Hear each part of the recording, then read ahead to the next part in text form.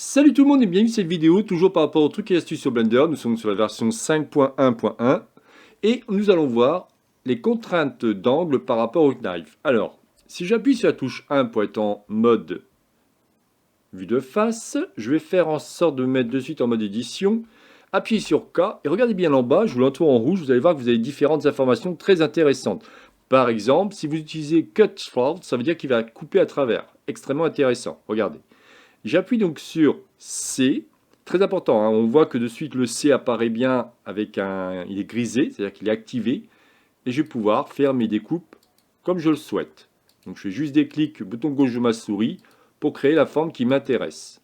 Par exemple, je m'arrête ici et j'appuie sur Entrée. Ce qui est très intéressant, c'est que de l'autre côté, ça a été répercuté. Bon, imaginons, j'aimerais par rapport à ce point précis, donc je me remets en vue de face.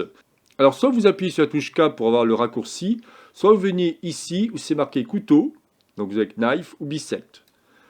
Donc si je viens à cet endroit-là, j'appuie sur la touche K, je vais bien me positionner par rapport à lui, j'aimerais faire un trait tout droit. Comment puis-je faire cela? Pas évident parce qu'en fait compte, il n'est pas vraiment forcé là.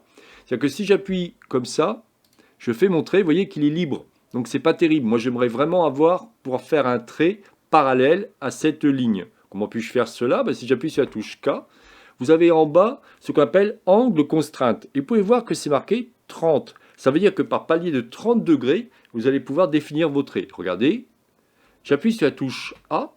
Donc là, il me dit bien maintenant que je suis activé. Je clique. Et vous voyez, on a maintenant un trait qui va me définir tous les 30 degrés. Extrêmement intéressant pour faire des traits droits. Par exemple, je viens ici et je clique. Et je fais entrer. Le problème, comme vous pouvez voir, c'est que je n'ai pas fait ma coupe de l'autre côté. Donc je me remets en vue de face, j'appuie sur la touche K, j'active C et j'active A. On a maintenant les deux qui sont activés. Je clique et je fais entrer. Regardez, on a bien les deux qui sont activés. L'intérêt c'est quoi? C'est que maintenant je vais pouvoir par exemple récupérer ma surface, prendre celle-ci, puis celle-ci. Barre d'espace, chercher Bridge Edge Loop. Automatiquement, il va me créer une fusion, c'est ce que je voulais. Il va pas m'enlever celui-là, mais là, je peux faire X face et là aussi. Vous voyez?